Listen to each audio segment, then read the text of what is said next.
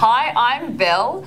Today I'm here with Tim McGibbon from the Real Estate Institute of New South Wales. Tim's going to answer some questions on strata. Strata living continues to increase in popularity. Tim, what exactly is the strata scheme?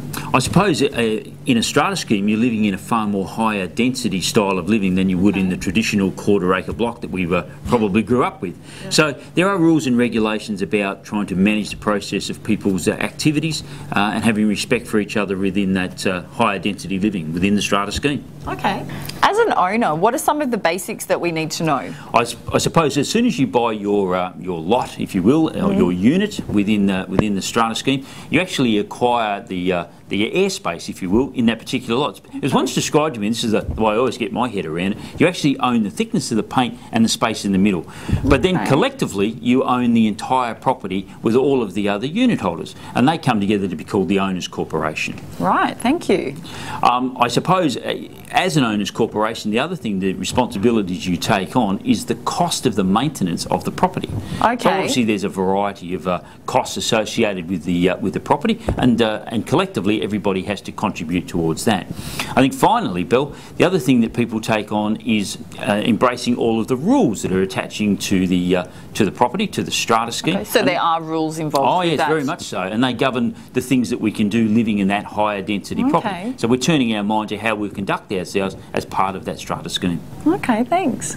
Tim, you just mentioned the term Owners Corporation. Can you explain this further? The Owners Corporation is the term given to all the unit holders within the unit that we talked about you buying. Okay. Now, when you buy your unit, you automatically become part of the Owners Corporation. It's a consequence of becoming a unit holder within your particular strata. Right. The Owners Corporation, if you will, makes decisions about the property. Okay, what kind of decisions do they make? Oh, a whole variety of things, I suppose. Can you give me some examples? Yeah, they can make decisions about renovations. They make decisions about lifestyle, whether or not the particular strata will permit pets, by way of some example. Okay. And what money will be spent on renovations and also on maintenance, and how things will be prioritised within the building. Oh, great, thank you. So what do we actually own? What you actually own is the space inside your unit, and then collectively, with all of the other unit holders, you actually own the entire strata building. Okay, so what about the floors and the gardens? Okay, so the floor covering, so typically carpets or something like that, you would own them. That'd be inside your unit. And then the gardens external to the property, out in the common property area, you own collectively with all of the other unit holders. Okay, thanks.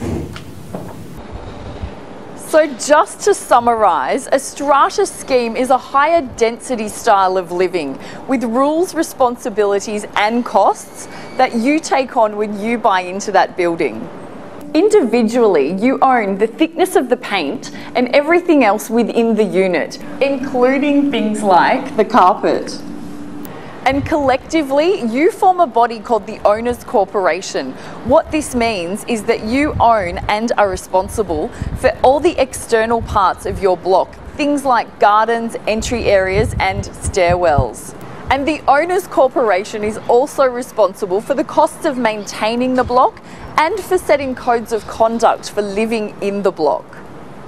For more information about strata schemes, you can visit the Real Estate Institute of New South Wales at reinsw.com.au or New South Wales Fair Trading at fairtrading.nsw.gov.au.